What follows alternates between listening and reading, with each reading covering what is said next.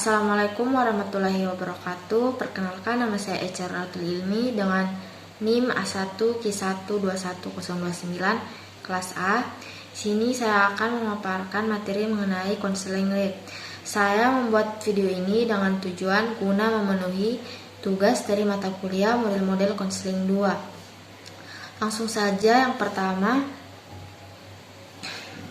pendekatan ini pertama kali dikenalkan dengan nama rasional terapi oleh Albert Ellis pada tahun 1955, kemudian dirubah namanya menjadi rasional emotive behavior therapy pada tahun 1993. Pendekatan ini lebih menekankan pada proses berpikir konseli yang dihubungkan dengan perilaku dan kesulitan psikologis juga emosional yang dialami konseli.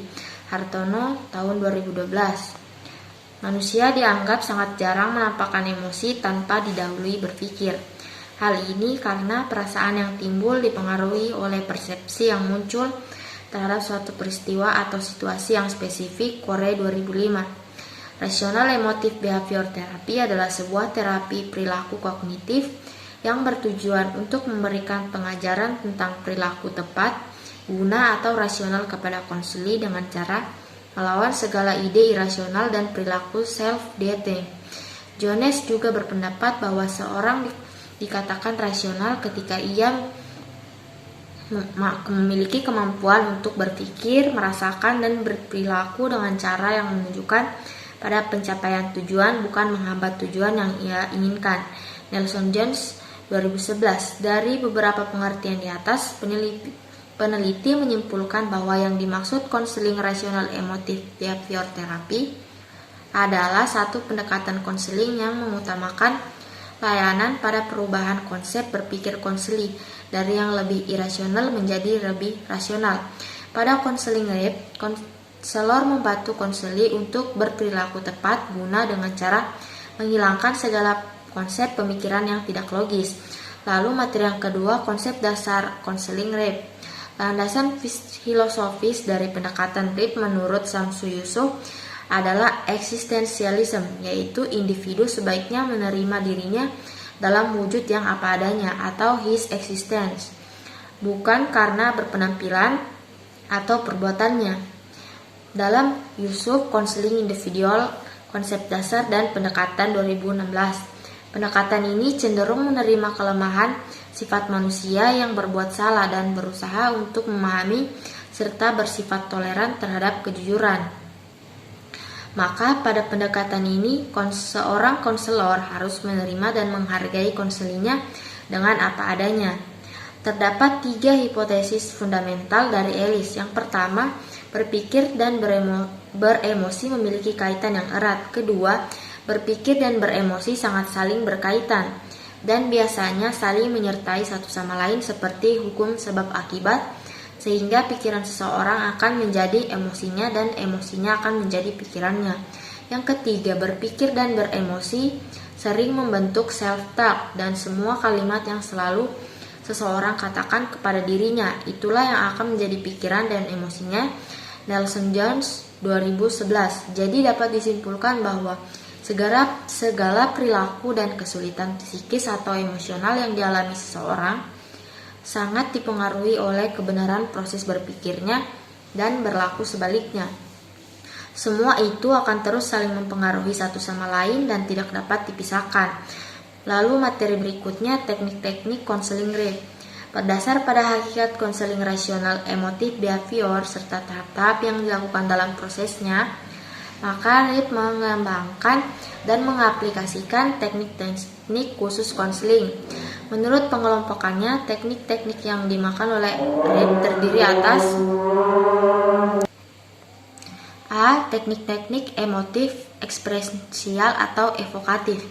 Teknik ini dipakai untuk mengurangi atau menghilangkan gangguan-gangguan emosional atau perasaan yang merusak diri sendiri atau self-deviating, yakni yang pertama teknik assertive training, yaitu teknik yang dipakai untuk melatih, mendorong, dan membiasakan konseli agar secara terus-menerus menyesuaikan dirinya dengan pola perilaku tertentu yang diinginkan.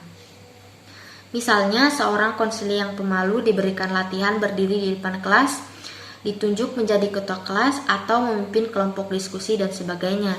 Yang kedua, teknik sosiodrama, yaitu teknik yang digunakan untuk mengekspresikan berbagai jenis perasaan yang menekan konseli, terutama perasaan negatif, melalui suatu suasana yang didramatisasikan sehingga konseli bebas mengungkapkan dirinya sendiri secara lisan, tulisan maupun gerakan-gerakan dramatis.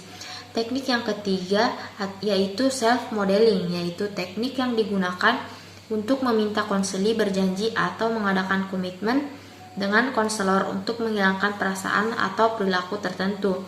Dalam teknik modeling ini, konseli diminta untuk terus-menerus menghindarkan dirinya dari perilaku negatif. Teknik yang keempat, teknik imitasi, yaitu teknik yang digunakan di mana konseli diminta untuk menirukan secara terus-menerus suatu model perilaku tertentu dengan maksud mengkonter perilakunya sendiri yang negatif. Teknik berikutnya yaitu teknik kognitif. Teknik-teknik berikut ini memegang peran utama dalam pendekatan konseling RIP. Teknik ini digunakan untuk mengkonter sistem keyakinan atau anggapan yang irasional konseli serta perilaku-perilakunya yang negatif. Yang pertama, homework assignment. Teknik ini merupakan prasyarat bagi konseling selanjutnya. Dalam teknik ini, konseli diberi tugas-tugas rumah untuk berlatih membiasakan diri serta menginternalisasikan sistem ini tertentu yang menentukan pola perilaku yang diharapkan. Teknik yang kedua, teknik biblioterapi. Teknik ini digunakan untuk membongkar akar-akar keyakinan yang irasional dan logis dalam diri konseli serta melatih konseli berpikir rasional dan logis dengan mempelajari bahan-bahan yang dipilih dan ditentukan oleh konselor. Yang ketiga, teknik diskusi.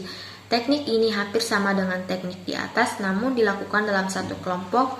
Diskusi melalui teknik ini, konseli dapat mempelajari pengalaman-pengalaman orang lain, serta dapat menimba berbagai informasi yang dapat mempengaruhi dan mengubah keyakinan yang irasional dan tidak objektif.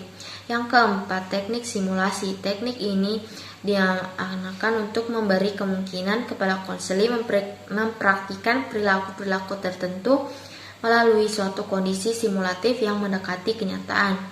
Yang terakhir, teknik gaming. Teknik ini berguna untuk melatih konseli menempatkan pada peran tertentu. Materi berikutnya adalah teknik-teknik behavioristik. Teknik reinforcement yaitu teknik yang digunakan untuk mendorong konseli ke arah perilaku yang lebih rasional dan logis dengan jalan memberikan pujian atau reward maupun hukuman atau punishment. Yang kedua, teknik social modeling, yakni teknik yang digunakan untuk membentuk perilaku-perilaku baru konseli. Teknik ini dilakukan agar konseli dapat hidup dalam suatu model sosial yang diharapkan dengan cara mengimitasi, mengobservasi, menyesuaikan diri dengan sosial model yang dibuat. Teknik yang terakhir, teknik-teknik counter conditioning. Teknik ini digunakan untuk menanggulangi perilaku-perilaku seperti anxiety, fear, phobias, defensif, dan perilaku malasuni lainnya. Teknik ini antara lain teknik systematic desensitization, lalu teknik relaksasi, dan teknik self-control. Lalu materi yang terakhir yaitu kelebihan dan keterbatasan konseling RIP. Terdapat 3 kelebihan yang didapat ketika menggunakan pendekatan RIP dalam konseling. Winkel 2004 yaitu yang pertama, menggunakan pendekatan ini akan mempercepat proses penemuan titik permasalahan utama konseli. Yang kedua, pembelajaran untuk berpikir logis yang diajarkan selama berlangsungnya konseling RIP dapat digunakan konseli dalam mengatasi permasalahannya di masa mendatang.